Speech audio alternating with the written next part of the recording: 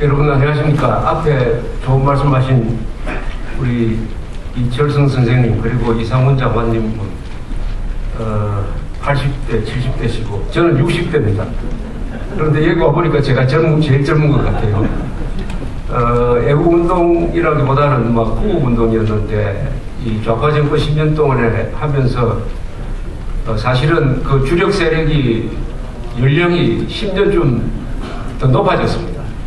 그 사이에 젊은 사람을 끌어들여 가지고 50대를 주력군으로 만들어야 되는데 그렇게 하지 못했습니다. 우리 애국운동 세력이 반성할 부분이 많은데 그 부분 교육에 실패를 해서 이어갈 세대가 잘 보이지 않는다. 오히려 20대, 30대에서 보이고 40대, 50대에서는 잘 안 보이는 이런 문제가 있습니다. 오늘 여기서 나오신 말씀들이 다 울분에 찬 말씀이었습니다만은 사실은 대한민국은 근사한 나라입니다. 특히 이 계절이 근사한 나라입니다. 요사이 지방에 강연이 많아가지고 출장을 가면서 이렇게 아름다운 나라가 세계에 어디 있겠느냐, 이렇게 풍요롭고 번영하고 하는 근사한 나라를 우리 선배 세대들이 만들었다는 데 대해서 거듭거듭 감격에 맞지 않습니다. 울산에 갔더니 거기서는 1인당 주민소득이 이미 4만 달러를 넘습니다. 지금 전국에서 1인당 소득이 제일 높은 데가 서울이 아닙니다. 울산입니다. 1인당 4만 달러. 두 번째가 충청남도입니다. 1인당 2,600만 원. 세 번째가 전라남도입니다. 그리고 네 번째가 경상북도. 제일 소득이 낮은 데가 대구입니다. 그리고 부산, 광주예요. 그래서 이 도시와 농촌 사이, 그리고 동서의 차이가 사라지든지 아니면 역전되고 있습니다. 그만큼 우리가 그동안에 이 균형 발전을 위해서 노력을 했고, 중국이 급부상하면서 이제는 동쪽에서 서쪽으로 이 경제 개발의 중심이 옮겨가고, 그러다 보니까 부의 배분에 있어서도 상당히 이 공평해졌다 하는 것을 느낍니다. 그럼에도 불구하고 이 좌파 세력이라든지 그 좌파 세력의 선동에 아무 생각 없이 넘어가는 사람들이 한국은 빈익빈 부익부 양극하다 이런 식으로 계속 한국의 실상을 왜곡하고 있습니다.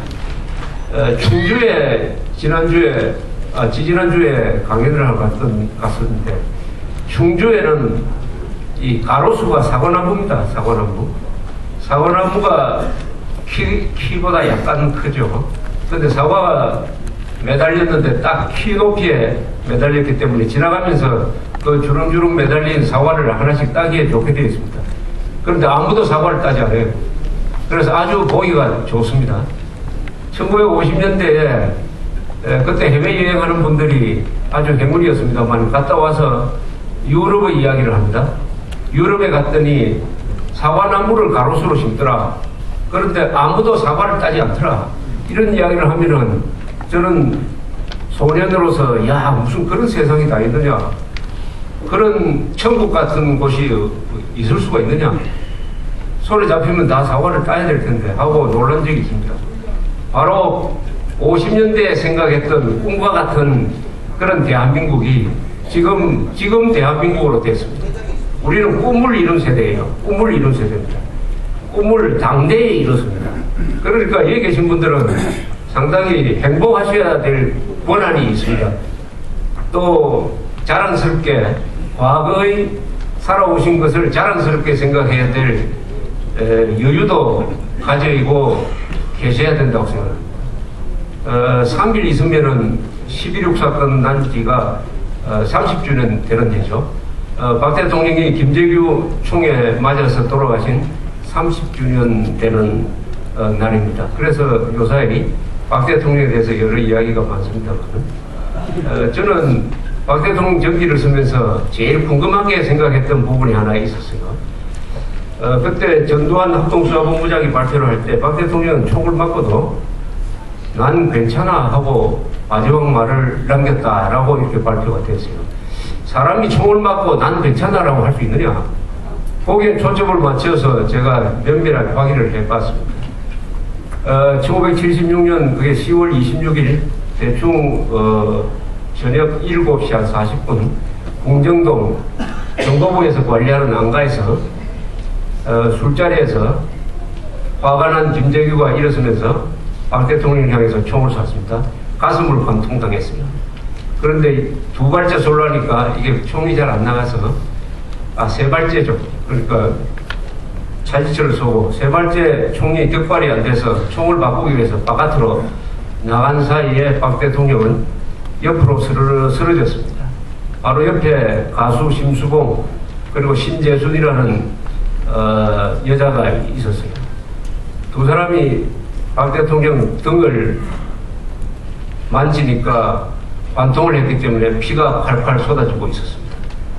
손수건 같은 걸 찾으니까 없어요. 그래서 맨손으로 관통되는 그게 딱 막았습니다. 막으면서 각하 괜찮습니까? 했어요. 그래서 박 대통령이 난 괜찮아 하고 쓰러졌어요. 이게 박 대통령이 남긴 마지막 말입니다. 난 괜찮아. 그때 마지막 모습에 대해서 그 신재순이라는 여자한테 제가 자세히 이야기 들었어요. 박 대통령이 마지막 모습이 어떻더냐? 체념한 듯 담담했다 이런 표현을 했습니다. 체념한 듯 당황하지도 않고 겁내지도 않고 체념한 듯 담담한 모습이었다. 피하지도 않고 그런데 난 괜찮다는 말이 무슨 뜻이더냐 이렇게 물었어요. 그러니까 이렇게 이야기했습니다. 난 괜찮으니까 자네들은 피하게 라는 뜻이었다고 합니다. 난 괜찮으니까 지금 자네들은 여기 위험한 데서 피하게 라는 뜻으로 난 괜찮아 라는 말을 했다. 이렇게 이야기를 했습니다. 이 유경수 여사가 박 대통령을 만나서 결혼하기로 결심하는 게 1950년 여름 부산이었습니다. 부산에서 박 대통령을 박정희 소령이죠. 소령을 맞선을 보는데 박정희 소령이 구두를 벗는 모습을 유경수 여사가 뒤에서 봤다고 합니다. 뒤에서 보니까 박정희 소령의 뒷모습이 그렇게 좋더라고 합니다. 뒷모습이 아주 든든하게 보였다고 했습니다. 뒷모습이. 그래서 유경수 여사가 이런 이야기를 했습니다. 사람의 앞모습은 뭐 근사하게 옷을 입고 해가지고 속일 수가 있지만은 뒷모습은 속일 수 없는 것이다. 그 뒷모습이 아주 든든하고 보여서 뭐 결혼하기로 했다 이런 말을 남긴 적이 있습니다. 이 박 대통령의 마지막 모습 난 괜찮아라고 하는 게 어떻게 보면은 그분의 뒷모습이죠. 사람이 어떻게 죽을지 연습할 수가 없습니다. 박 대통령이 나가 총을 맞으면은 내가 비명을 지르지 않고 도망가지도 않고 총 맞은 상태에서 난 괜찮아라고 말하고 죽겠다 해가지고 연습할 수 있습니까? 난 괜찮아라는 말은 박 대통령이라는 사람의 인간성을 그대로 마지막에 극적으로 보여주면서 또한 그것이 가진 의미가 많다고 생각합니다. 박 대통령이 1917년생인데 17년생, 1910년대생, 1920년대생, 1930년대생 저는 1945년생입니다만은 이분들의 마음이 바로 난 괜찮아 세대가 아닌가 그렇게 생각합니다. 난 괜찮아. 고통을 당하면서도 참을 수 없는 인간적 모멸을 당하면서도